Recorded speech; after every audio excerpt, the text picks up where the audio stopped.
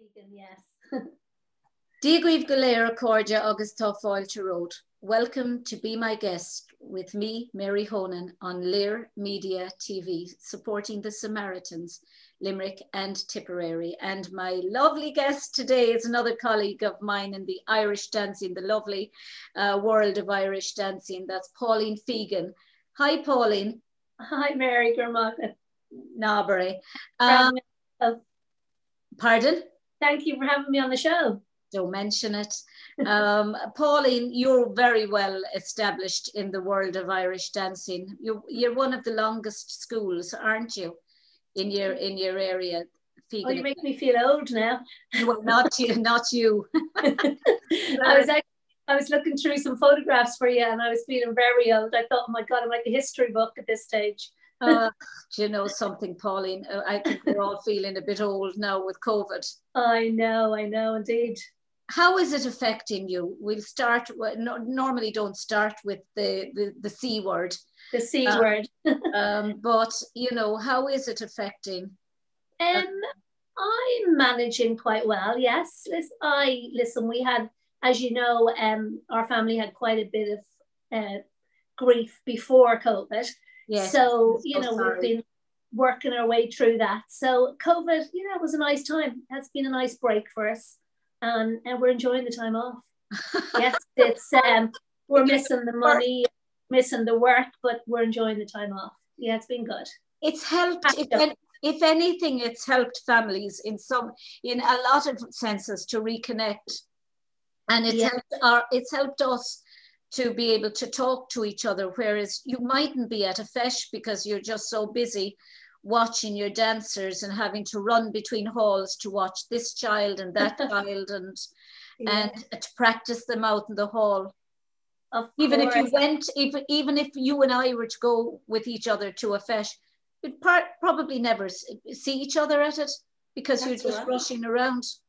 Correct. It's getting so big now. It's not even going from hall to hall. It's going from building to building. So we probably wouldn't see each other. So, you know, yeah, it has been great, that break. And I think, you know, it'll be a new world when we all get back. You know, I think we'll all see each other in a different light and we'll all enjoy being together. I hope we will. Orla reckons we won't. Orla said, we'll all just go back to normal, Mary, and we'll all be killing each other. Or I don't think so. As Carol Scanlon said to me, I love Danny Doherty to the ends of the earth, she said. But when he comes out with things like, oh God, I'm just second-hand rows at the World Championships, another second. And she said, I'm there trying to get into the recalls. She said, with my team. I know. That was years ago. And she said, I felt like thumping him because she said, he's my best friend. But when we're in competition, I'll do anything, she said, to beat him. My goodness, imagine. Yeah, no, I think, you know, listen, we've seen things in a new light and, you know, it's been great time off. And I do think things will be different. I think people will see each other different and give each other more time and will appreciate this time. I do hope that. And I feel it in my gut. I think Orla was only joking, of course, but, you know, I do feel it in my gut that people will actually. And I hope that in some way, I suppose, these little segments will, people will have looked back and seen Pauline Fegan in a completely different, not as an Irish dancing teacher or as a judge, but as a human being. And we tend, you know, people I think tend to forget that our teachers and our adjudicators are human beings who have a life outside dance. I agree. And even in, you know, when we're attending the festivals every week, I think we forget, you know, that people have lives and outside the dancing as well. So I think that's a really good thing this time around. And I think, what do you think about that, you know, with your own family and that you're seeing more of them than you probably, you have to be seeing more of them than you ever saw? Yeah, well, yes and no, I suppose, because some of them are far away, but probably not, no. And I think probably I would have liked my mum and dad around this time. So they're not here now, but listen, that's how life goes.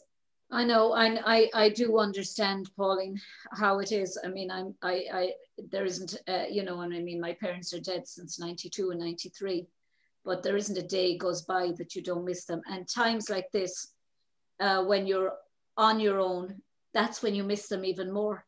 Of course, yeah. And like you'd say to yourself, even if you weren't allowed to visit them, you'd be out there and you wouldn't be knocking on their window anyway. You'd be in that door. I'd be in. There's nothing, no, Pauline, you're on the same wavelength as me. Yeah, I mean, it's easy for us to say when they're not around, but for sure, like we wouldn't be waving in the window to them, but we were breaking some rules. Well, I was living with mine until they died. I jokingly said, I forget who I said it to the other day, they had to actually die to get rid of me.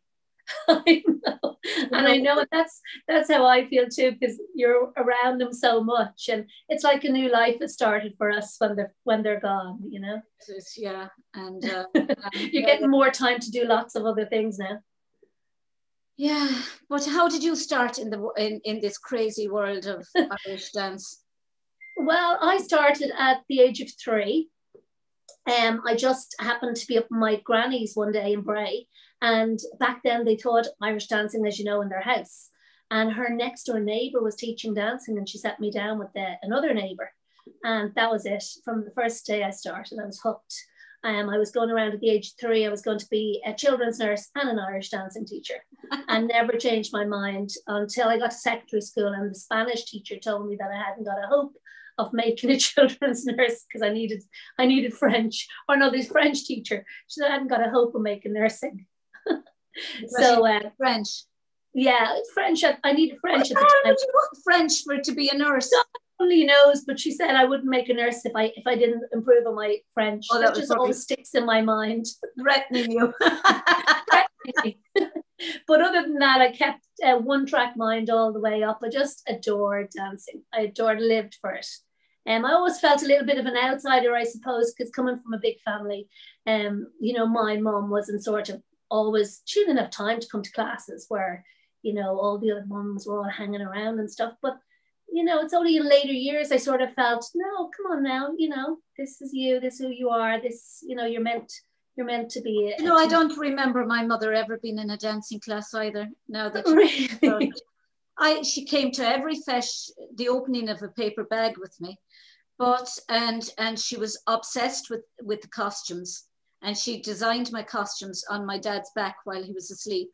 She used to have a piece of paper on his back, and she would draw it, and then she'd get a friend of hers who was a tailor to make them. And Eugene O'Brien's mother, Alice O'Brien, used to embroider the costumes. And well, she never went to into a class that I remember. No, never. No, my mom didn't have time for the fashion either, but she was always there. When I started my class, she had more time, and she was always there. She made all the costumes from the little purple and white one right up to the white embroidered one. And you can put a hand at a few of the solo costumes at the beginning until they went sort of, you know, all diamondy and sort of took a different turn. Yeah. So that was nice. Like the turn they've taken. A light turn, yeah, indeed. No, but do you like the way they... Oh, sorry, do I like the turn?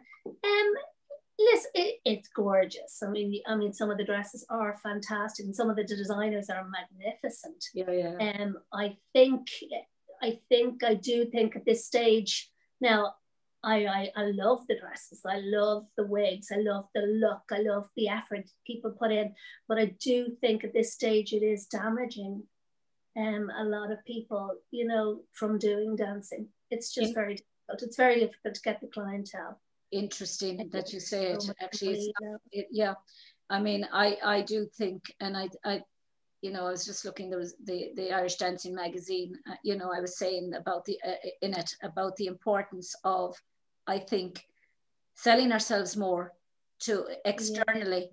You know, like you'd put posters up, put newspaper ads, put ads in the TV, so that outside people would actually, and then your classes would build up as well as a consequence. Because I don't think, unless you bring your child to an Irish dancing class, you're never going to know about the world of Irish dancing other than of course. What you remember from your own childhood. Yeah, and I do think people, even at that, like I don't think that You know, I think people sort of do look at it at the costume level, you know, go, couldn't afford that, or we won't get into that. It's a long, you know, it's a long sort of a hobby. You have to stay at it to get good at it. And I don't think even, you know, not getting the costumes is the answer either. I don't know what it is, because there's other organisations out there, and you know, they're not as clever sometimes as our organisation, because, you know, we have put a rule in place where you can't have fancy dresses in the beginners grade. So I think maybe it's just that overall there's probably a lot of damaging being done when there are organisations that let them wear a costume at any stage. You know, beginners wearing a costume, a few €100 even, is, you know, it's expensive, you know. So I think it is, but then there's the argument there that people, you know, the parents, how will I put it? It's the parents in a lot of cases that, and I suppose my own mother would have probably been like that, you know. She was the best in the world, but she was very much singular minded. And I don't think she'd have been able to let any designer design a costume. She'd have to be stuck in the middle of it. And, you know, I think a lot of parents would probably not like the fact that their children wouldn't have the choice of wearing expensive costume if they wanted to. Yes, of course. I understand. And the parents are a lot of the leading. Yeah, you're right. They, you know, I think if the teachers were to actually, do you think if the teachers pulled the costumes and said that they were all supposed to wear a certain costume, that parents would actually still stay in dancing?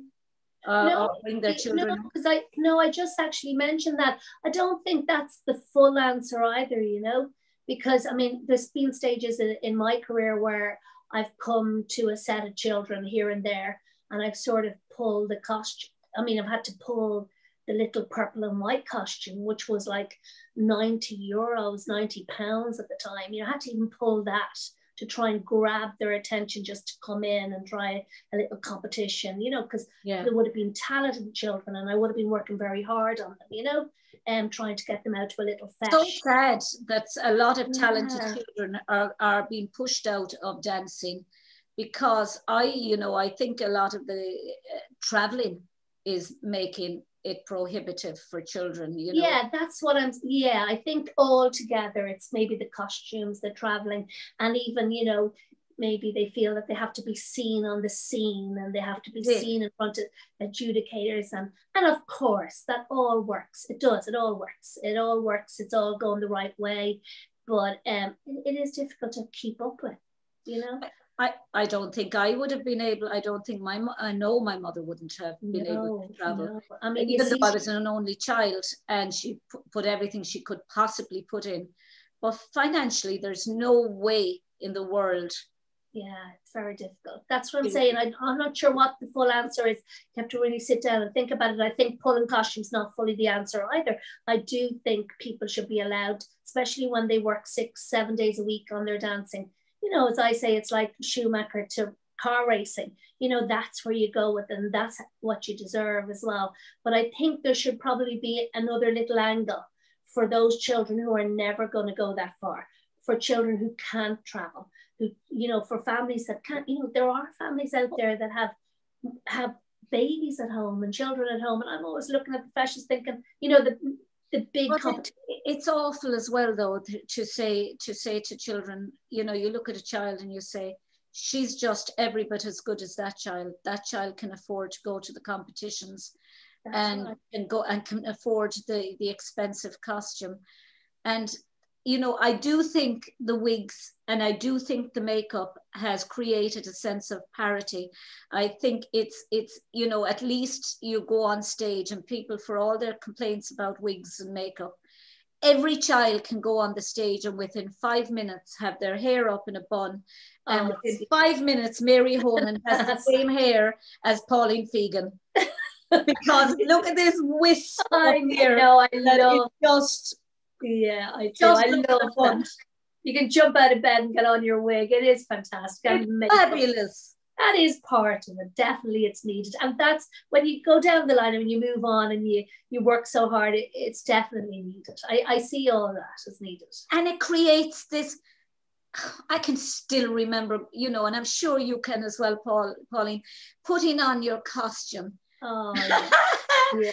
And you know, I must have lived with an absolute neurotic, because she had a zipped up apron made for me that used to go over the costume. It was like, Pauline, it was like an unveiling. I swear to God, I was the type that would show everyone everything. And she'd say, that is not to be seen until you're going out. And she'd stand at the side of the stage with me, take off the apron before I'd walk out the stage. I mean, you know, I'd say if she was alive now today and I was competing today, she never interfered with teachers, but I'd say she'd have been the neurotic parent with the expensive costumes. Yeah, that's fantastic, isn't it? I actually had, but it was hard. I had one of those covers made actually when I ran the shop, you know, in Bray Danceland, and I had those covers made, and they were sort of they were protective covers as well. Obviously. Yeah. Yours was a revealing. No, when I see Gavin's revealing, I said I had that before. You know? Oh, brilliant! And then we all got them, you know, and it was just multicolored florals and everything, and zipped up, mainly really as to keep your clothes clean. Of course, and as I said, I got them made. My mum made them, and we had a new invention. And what happened was, you put it on, you had the zip, but you had this like maxi, and there was elastic on the bottom, and then you lifted up the bottom, and it went right up under your waist, so you protected the whole underneath of your dress. Oh, so you know when you put that white dress on, and then you know when you, like, because my line, and then they sit on the side of the stage, or they don't go flying around the floor sliding. I wasn't even allowed the pleasure of flying around the floors. She was obsessive compulsive with everything, and you know, she used to bring so many pairs of socks, and they were checked after every competition. I mean, that's just neurosis. She was the real dance mom, wasn't she? Fantastic. Well, she was in the sense of the costume, and she was in the sense of everything looking right going up on stage, and perfect. Not a speck out of place. And and you'd spend the whole night in a head of rollers. I know, my goodness, imagine. Can you remember the days? You know, so the wigs are fantastic. Oh, I adore them. I think they're fantastic. You put on a wig and it just completely changes the look, and they look gorgeous. And as you said, once they, you know, it's like getting on the costume, and when they have the costume and the wig, and they look tremendous. And they dance better. They seem to dance better when they have the costume on. Yeah, they love themselves. They're like little dollies. They're gorgeous, absolutely gorgeous. You know, all the girls, and I mean, we can't put the wig on the boys, but we could and give it time. Give it time. That might actually become fashion. But they are great. Extension ponytails. Yeah, of course. But how has it changed since? I suppose we have talked about the aprons and things like that, and the change in costumes, but the mindset of parents and things like that, or the mindset of teachers haven't changed. We still look for the same thing as adjudicators when you're judging a competition. Still look for this child with style, the child that shows herself, the child whose feet are great and carriage and timing is great. Yes, and style. Yeah, they still look for the same things. I know every judge, you know, every adjudicator is so different as well. You know, they like different styles, they like different things. They, you know, something bothers them that might not bother someone else, you know. So it's just getting the teaching right, isn't it, at the end of the day? And, what bothers you? Well, actually, you know, I'm not an adjudicator. Yeah. But nothing particularly. I'm very fussy in the sense that I work on every angle. Yeah. I think I notice nearly everything, you know, so I'll work on all the angles. Yeah. Bernadette has a few fads, you know, she has a few things that bother her, and I'll just keep working on the whole look, the whole overall. And how do you handle your classes now, for instance, the two of you working together? Do you work in unison? Do you work together, or do you work separately? Do you Are you a driller, or would you consider yourself somebody that makes up the steps and likes creating? I think, well, I think I'm the sort of, I'd probably be I think we're both drillers. Bernadette makes a lot of the open steps today, whereas I would have made them for many years. I would have made the whole lot, the beginners, the two scrod, the man grod, and the open. But Bernadette's taken sort of over the making of the open, but I come in then and overlook it and go, no, yes, no, it has to come out, but that's, and she'll go, but that's in fashion. And I go, I don't care if it's in fashion, it has to come out. A good woman, Pauline. I actually said that in the article. I'd rather see less is more. I'd rather see a child doing less intricate work and doing right and showing their innate sense of rhythm than trying to do things just because they're in fashion. I know. Might not suit their style at all. Yeah, and Bernard loves the fashionable stuff, and I come in and then just rip it all apart. And sometimes I come in and she sort of goes, no, don't show her the step, we'll show her the next day. So I'll make all the beginners and the man grod, all the steps up as far as there, and then I let Bernadette away for free time at the open girls, and then I sneak in and I just, sometimes most times it's brilliant. Bernadette's fantastic, she really is. Have you ever gone on stage, or have they ever gone on stage when Bernadette has sneaked in a routine that you did not want in there, that you said, yes, oh, Mother of Jesus, what is she doing on stage? Yes, yes, like maybe part where they'd never get out without me spotting, they'd never get out, but then I would have said, no, get that changed, definitely get that changed, but then she might not have time to change it, or the children mightn't feel comfortable with the change. And I'd insist it be changed, no matter if they're comfortable or not. And I've often gone to a fesh, and then they're doing the old one because they didn't have time to change it. And I'd be going, oh, mother of God. Yeah.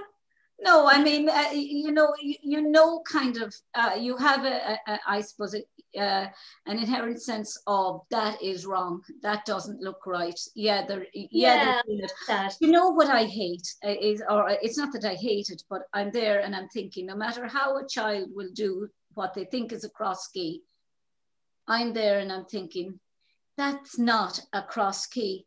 That's scissors. It's not a cross key. And because I did so many cross keys and rocks, I'm there and I'm thinking, she's absolutely fabulous. And Mike, how could she not do a cross key? How could she not bring the leg behind and roll the leg? And I'm there and I'm thinking, and all the time I'm thinking how fabulous she was. And that has just ruined it in the sense that that would bug me now. I know, but and it bugs me too, and especially because Erin O'Donnell was my teacher, and she was a great cross keyer. Everything had a cross key in it. Yeah. Even sometimes I didn't even think they went in, but they did go in. I couldn't manage them, but she was great at the old traditional rocks and cross keys and twists and everything.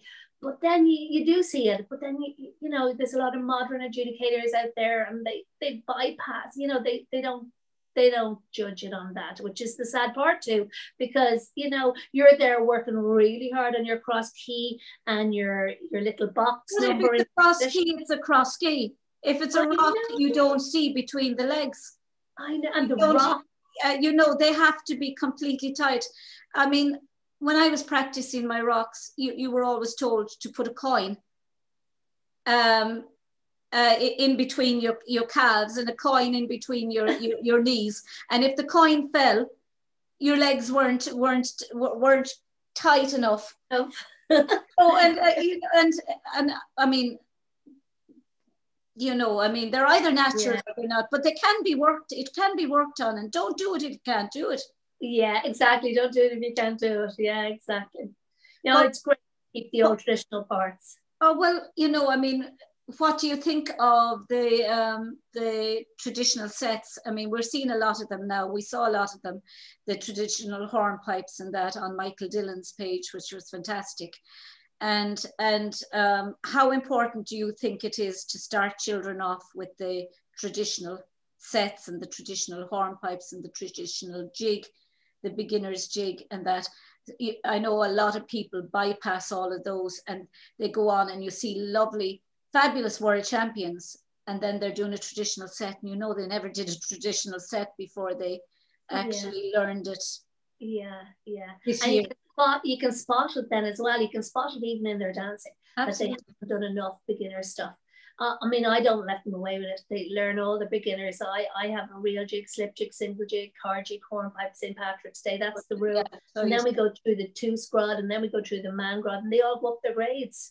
Yeah. And then, you know, it's funny because sometimes they go out to a fesh and maybe they mightn't be ready to win. Like, I train them to be winning. I love that. I love training perfection, you know, especially in the traditional hornpipe and in the hard. You know, there's no such thing. Traditional hornpipe. Perfection. Oh, well, no, perfection as in. No, I know. We do try. We try so hard to get perfection. But in my eyes, and I love in my eyes the perfection that I require, you know. Yeah. And it's just so pretty when it's all put together, and they all reach that standard. And I do believe everybody can reach that standard, you know, if they work hard. Yeah. And they do. Every child we've had has worked really hard for us. But it's so funny because I'd send them to a fesh then, and some of them might be quite ready to win, and they might come back with a win, and I'd go, what was the adjudicator thinking? What? How did she give you that win? Because I'd call the bungrod hornpipes on the floor, and she'd go, no, I won the horn. What was she thinking? No, you'll need to dance that a few more times for me now, because you know you have to win it for me. They get so confident. I think it's when they win their first bungrod, and you can see the sense of accomplishment, and suddenly they feel that they're omnipotent. There's nothing they can't do in the world, and then they go back the next week and they don't get anywhere.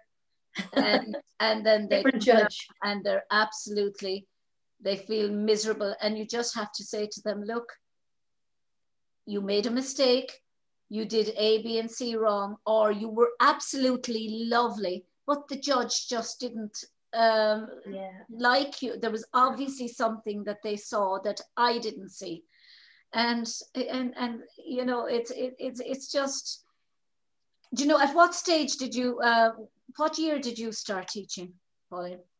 I think, gosh, I got my teachers in 1988. That's the millennium year.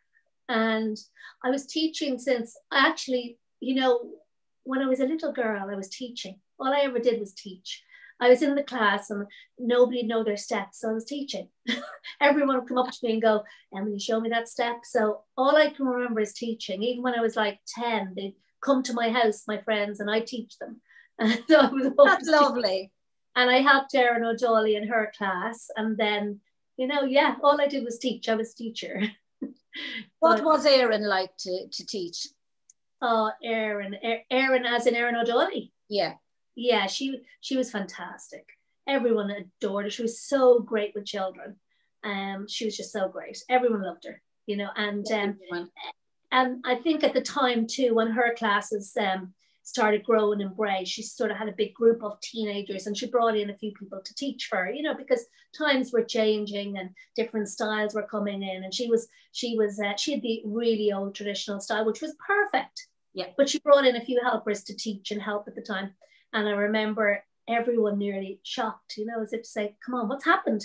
You know, they just loved Erin. They loved dancing. They didn't. But I think if you're brought up in the traditional style, you kind of carry that through in some form into your own classes. Yeah, and I think Erin thought that, you know, I think Erin worried at the time maybe, and she thought that she needed to advance them. She needed to bring somebody in to help. But, you know, the children that she had, she gave a love for Irish dance, and they didn't want, you know, some of them of course did and went on, but they didn't need any more than Erin, you know. And sometimes that's sometimes in life, that's, you know, we think that people need more, our children need more, but, you know, sometimes we're enough, you're enough, you know. Well, that couldn't be a more perfect statement. And I think we just got to believe in ourselves. And do you think that it's gone too competitive? Or was it always competitive? I think it was always very competitive, but yes, it's always smaller. But I think it was always very competitive, but I definitely do think it's gone to, I think it's modernized with time. You know, it's like, you know, it's like Eurovision years ago, you know, you went in and you had your old style dress on and your old style this, and then now you have everyone giving out because it's gone too far. But that's modernization. That's the day we live in. And we want to see that. We want to see the lovely dresses. We want to see the lovely makeup, you know. And I think though, with the modernization, I think there's room for the traditional as well, in a sense. I don't know if you agree. I mean, especially with the costumes, I think there's room to have the costumes as glitz and glamour as they are, but have influences from, say, the Book of Kells, some embroidery in the costumes, things that are a nod back to the past, a nod to people who are looking in, that this evolved from, you know, in the same way as Sean-Nós dancing, and then you had traditional Irish dancing, and then you had river dance. You can see the progression in the dancing and in the steps. I think it would be nice to see that. I mean, I think costumes. Yeah, I think costumes have gone way, way over that now, and I don't know if there's a way back from that. You know, that'll always be there. That's the perfection of modernization, nearly. But I do think, as you say, you know, there's an angle for a different way. You know, maybe, you know, let's have another building. Let's have some, you know, let's have the children who can't make traveling, you know, who can only come local. Let's have, you know, let's keep them up. Let's have more grades. There's also no problem why there couldn't be a world championship for children who, Jesus, though you'd spend your life just teaching for world championships, but a world championship for children who don't travel. Do you know, children who don't have the money? I know I was talking to a lovely guy with CRN, and he was talking to me about CRN, how they have a beginners world championships or beginners All Ireland. And I thought that was a lovely idea, because and then you'd have the equivalent of, say, a Mangrod or Tusgrod or a Mangrod, that people would actually, that children from all over the country would compete all at beginner level for this top prize. And they have something to aim for. And then by the time they get to open Ardgrod, they're, you know, you're very much, certainly by Mangrod, deciding that you want to travel or that you want to do this or do that. But there's something prestigious for the children who may never get past Bungrod. Yes. Or well, I think the Bungrod section is probably taken good care of, but I think the section that's not taken probably good care of and needs to another look at is the Mangrod open section. Like you said, you know, there's girls and children that we lose at that stage that can't go any further. They're forever Mangrod, and they got out of Tusgrod into Mangrod, and they're forever there then, and they won out. Yeah, and as you say, you know, it's a new stage there. Like, I mean, we have brought in, you know, over the years, many years, we've brought in fitness. We're running the beach, we're boxing, you name it. We must be very fit. Oh my goodness, and we brought that in a long, long time ago, because we had to cover every angle to try and get up there, you know, to get the girls winning, and that worked. But it's a lot to keep up. It's such a lot of work for them, and especially with secondary school, you know, and that standard is so high. You know, I think we definitely need something else in there. I think these children need to be noticed, the children who are working so hard, but yet may never hit the world medals. But those middle, you know, so children around that standard. You know, the children in your class, Pauline, that win out of Tusgrod, and they're in Mangrod, and I'm never one for encouraging children once they haven't won in Mangrod for a length of time to go back. or one in Ardgrod to go back to Mangrod. I was never one to encourage that, because I think it's kind of like going back. You're in 6th class and suddenly you're moved back to 5th. Yeah. You know, I just kind of feel that they lose interest when the friends they've made in an Ardgrod class and suddenly they're back in Mangrod with children. Yeah. I think it's good to push yourself, but I do think that there should be something there for something at that stage. Never going to be a world champion, you know, or never going to be an All Ireland or a Munster champion or whatever. Do you know? Yes, of course.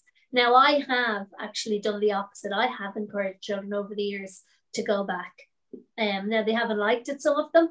They've really put up a fight, but I think they needed it, especially with our standard of dance.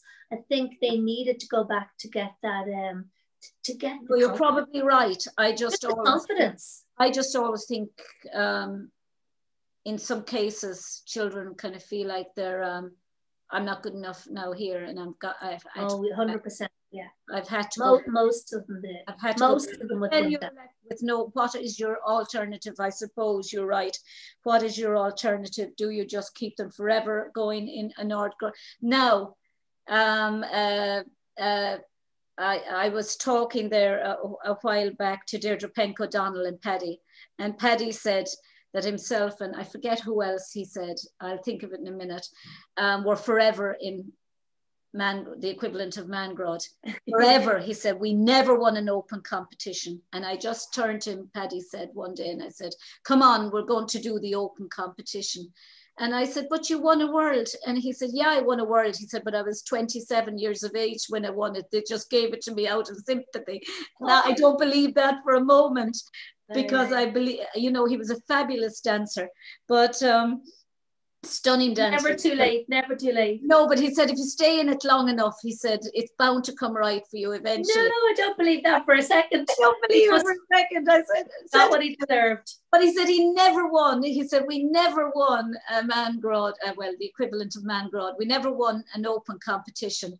So we just said, that's it. We're not going into we're not going into this anymore. We're just going to go straight to open. And I said, you won a world. Wow. Yeah, and I think it was Stephen Masterson. I could be wrong, but I think it was himself and Stephen Masterson that he said, that's it, Stephen, come on, we're just going to go into open.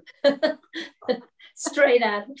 Straight at it. I think, as you say, I think, you know, it would be nice to have that other category, maybe, you know, more, you know, traditional, keep it for people who don't travel, keep it, you know, for people who aren't getting the world medal, you know. Let's build up a few categories that we can keep these children going, and that they can believe in themselves, and they know how good they are. Because, you know, all of these children who are involved in dance, they're all working so hard. It's never going to be more important than after COVID.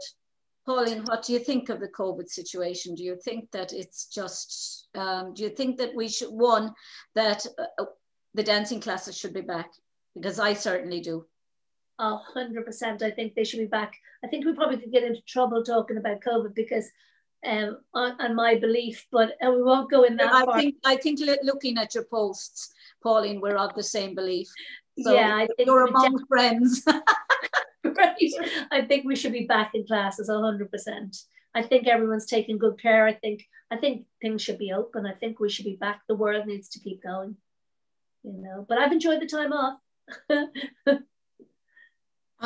Well, as I say, being an only child, I suppose I'm used to my own company, but I feel sorry for people who are separated from parents. And my godmother won't even call her my godmother. She won't even let you near her door.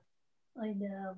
They're absolutely petrified out of their minds. Yeah, I think the media is just, you know, I think it's so sad what media has done. You know, I mean, I don't listen to the news. I don't listen. I've stopped listening to. I don't listen to our TV. ITV, Channel 4, RTE, no, TG Cahir, everything.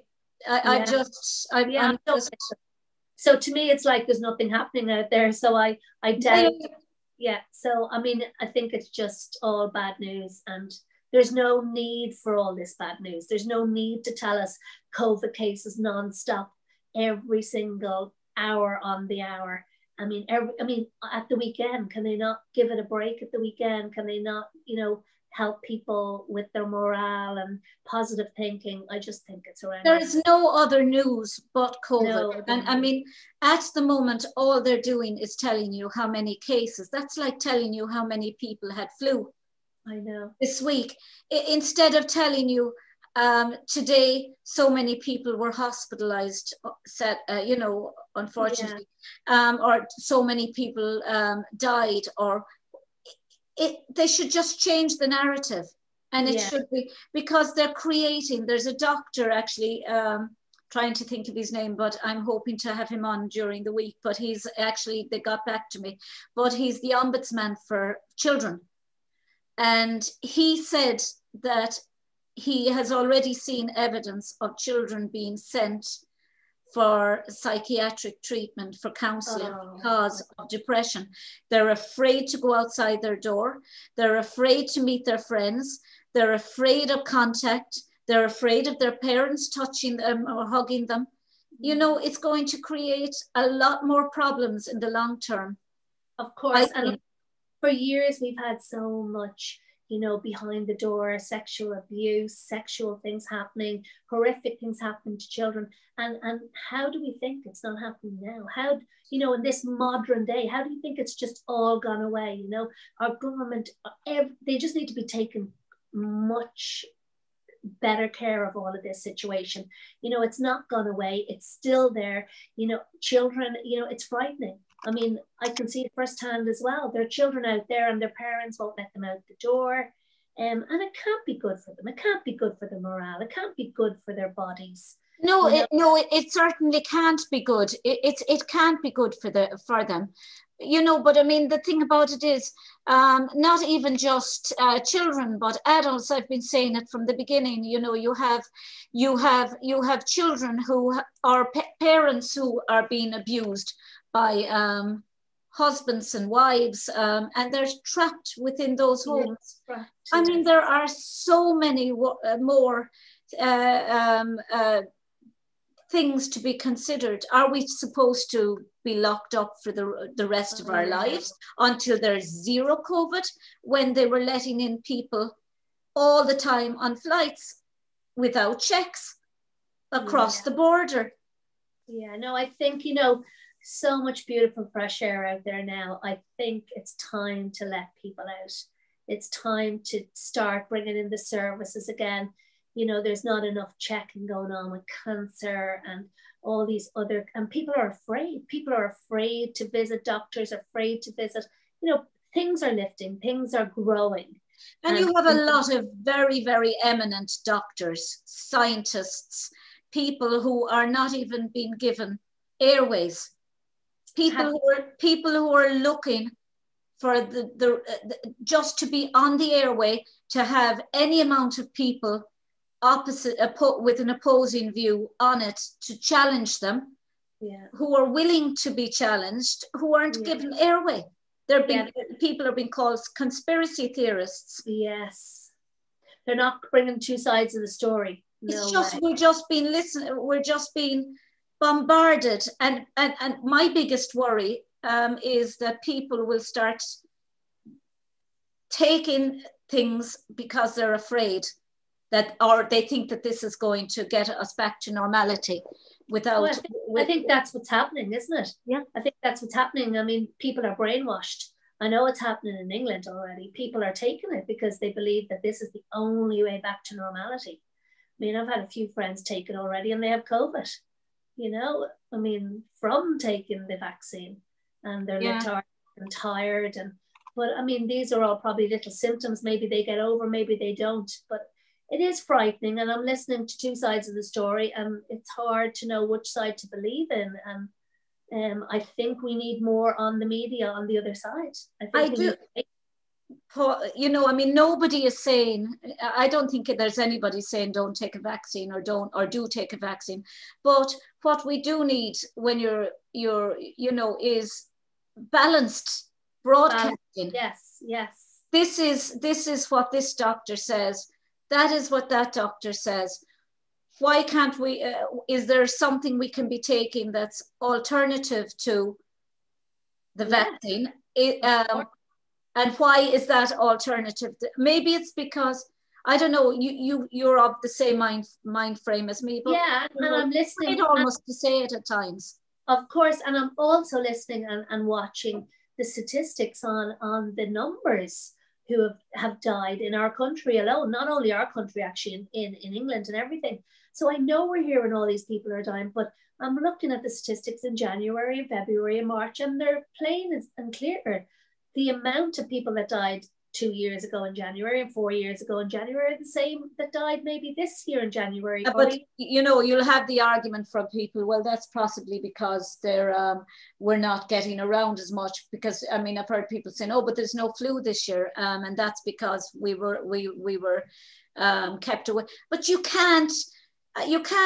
My view is we can't go around in a bubble for the rest of my life, our life. I watched a documentary the other night, Panorama, and I was absolutely horrified to see the reporter going around with a visor and a mask. Oh, I saw that. She was short, with all due respects, and it was terrifying to watch. All she was short was wearing a plastic bubble around her. I saw that program, and they were trying to bring in the opposite opinion, but then they were criticizing the opposite opinion. Yeah, they brought it in, but then they criticized it, and they didn't have a second person there to stand up for it. They didn't let them speak. So you're right. I saw that. I was hoping. Why didn't they have all the medical people that they had on the Zoom meeting? The 100 or so medical people, not psychiatrists, but immunologists and virologists, who are all of the opposite opinion to the status quo.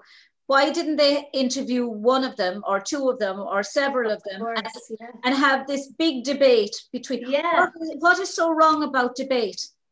Exactly. So what is so wrong about hearing? Are we not capable of critical thought, that we can't look and think, oh, I don't agree with him, or I do agree with him, but I'm still going to have the vaccine because I want it, because I think I'll get back to work.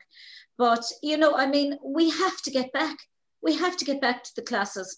I don't think we should be out of our classes at all, because Irish dancing social distanced anyway. I know, yes. Well, sometimes it's like when the children come in at the beginning, when we actually got back before Christmas. It was very funny, and all the chairs were like socially distanced, and everything was in preparation, and then they all come in and they start hugging each other. It's like, hold it. This is the time we were allowed back for a little while or something. You were allowed to hug. Yeah. Oh. It's like, get away from each other. I'm telling you, this just as soon as we actually get the go ahead, I can't believe I'm saying this, to actually get back to classes and get back, people will be sick of Mary Honan hugging them. They'll be hugged to death. Oh, that's fantastic. Because I'm a hugger, and I just feel, I always was, I just feel it's human nature to want physical contact with people. Yeah, I think everyone's going to turn into be a hugger after this. We'll be all going around hugging everybody, even strangers. Oh yeah, you'll walk past people in the street and, can I have a hug? Can I have a hug? We'll be out in O'Connell Street or whatever the equivalent street is where you are, and we'll be standing with a blindfold on, asking people to hug us. But where to from now, Pauline? How are you conducting this? Are you doing the Zoom classes? Yeah, well, Bernadette's doing the Zoom classes, and I pop my head in an odd time. The advanced girl, she's doing the advanced step. And sometimes I just pop my head in an odd time and go, hi. I'm not really into the Zoom too much, but yeah, we're doing it. I mean, there are only a few beginners. There's not very many picking up on it. I don't know if their parents are working or they haven't, got the facilities or whatever. But we have a few of them online. So that's fun. Yeah, fun clocking in with them. And yeah, sometimes I drop them a text and see how they're doing. So plenty of contact. It's so important. They must have absolutely gone mad when they were allowed back in at stage 4. I know. But even the idea of 5 in a pod. I mean, and you look at the rugby players. And I keep on saying it, the rugby players, the hurlers, the GAA, they're all down on top of each other in rugby scrums. They're meeting, and people say, oh yeah, but they're tested and they're all in a bubble together. But they're not in a bubble with the players from Cork and the players from Tip and the players from Saracens, or the players from Leinster or Connacht, and they're playing each other every single week. Yeah. So why can't you have a bubble of Irish dancing? Why can't there be a bubble, a feeling school of dancing bubble? Yeah, I mean, I don't think, I mean, most of these children anyway that go to these schools, they're in the same national school. So they're seeing each other anyway. So they're in little bubbles as it is. But as you say, it doesn't make any sense. And I'm not one to say, no, there should be no GAA or there should be no rugby. No, I think everything should be open. But at the end of the day, it's not right. You know, it's not right. They shouldn't be playing if we're not dancing. We should be dancing. Everybody should be back. I mean, they talk about this elite sport, yet the GAA say it's supposed to be an amateur sport. And they say, yeah, but they're elite performers. Irish dancers are elite performers because they're the future teachers. They're the future people who are bringing in tourism into this country. Yeah. And why are they less important and more vulnerable and more dangerous than somebody jumping on top of each other in a scrum? 100%, yeah. And the teachers, they can bring them in, they can put them in their pods, they can have all their disinfectants in place, they can bring their own, they can bring their towels, they have washing facilities. Yeah, it doesn't make any sense. And again, I'm not one for saying you shouldn't be doing it, we should be doing it. But if one is not doing it, we shouldn't, you know, I don't mind, but no, I don't agree that there's GAA, that there's, I mean, they talked the other day that they were allowed their GAA camps with hundreds of children and they only had one case or something. Well, you know, we should be back. But it's the races as well. You know, the horse racing, that's back. And everything seems to, elite sports seem to be back. And, you know, and I just, for the life of me, can't understand, as I say, how if you're teaching 50 children inside the class, that those 50 children can't turn up every single week or every single day to the same class with the same children, and that's their bubble.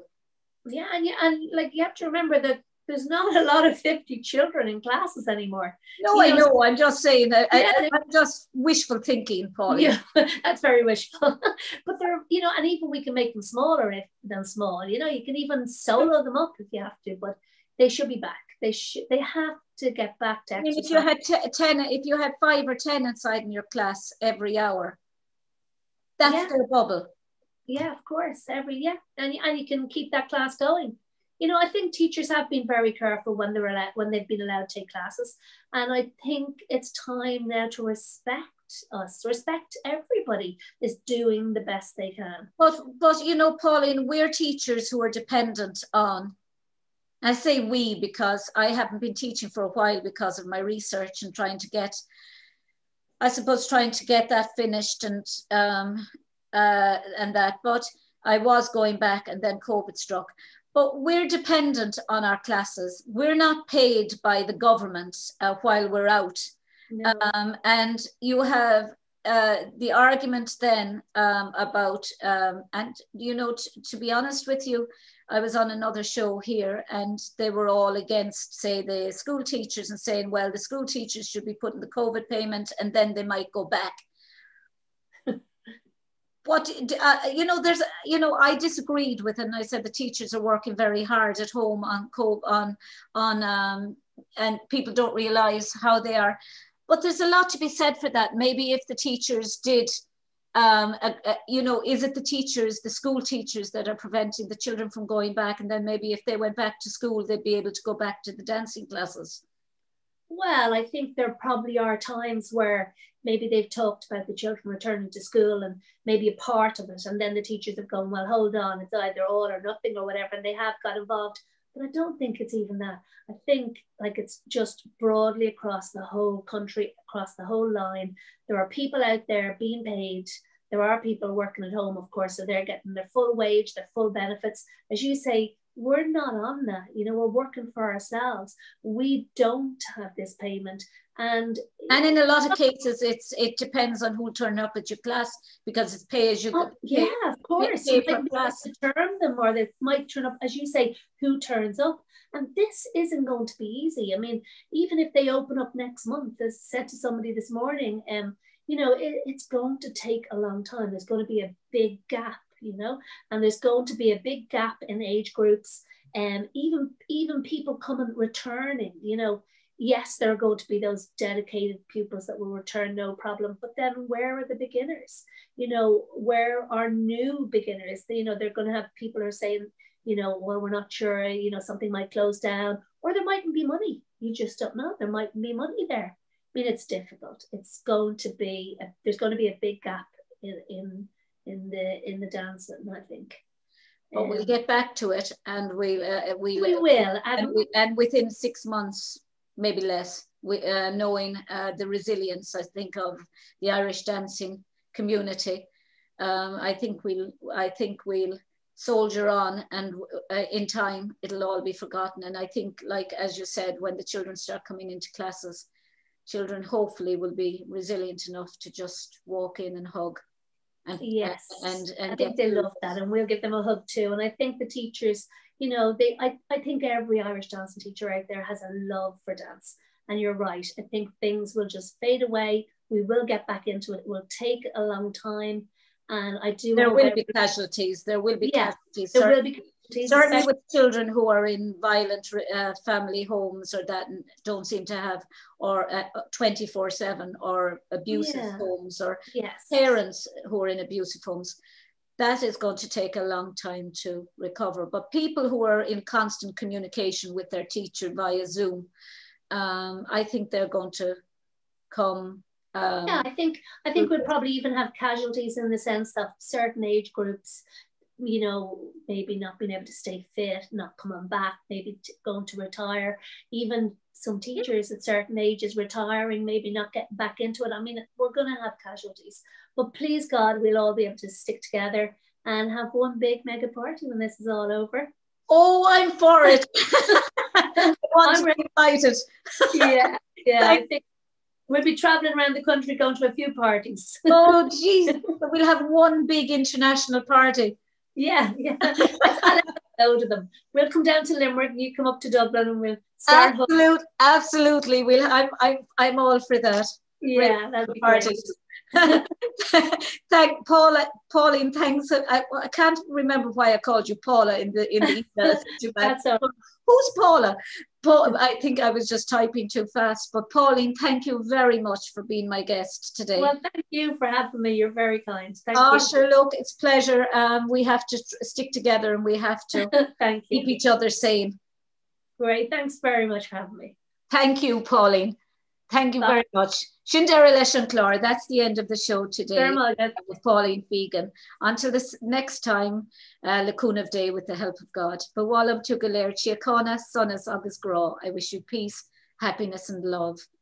And Godeshev Sloan. And that's the end of my Irish. Sloan. Sloan. Bye.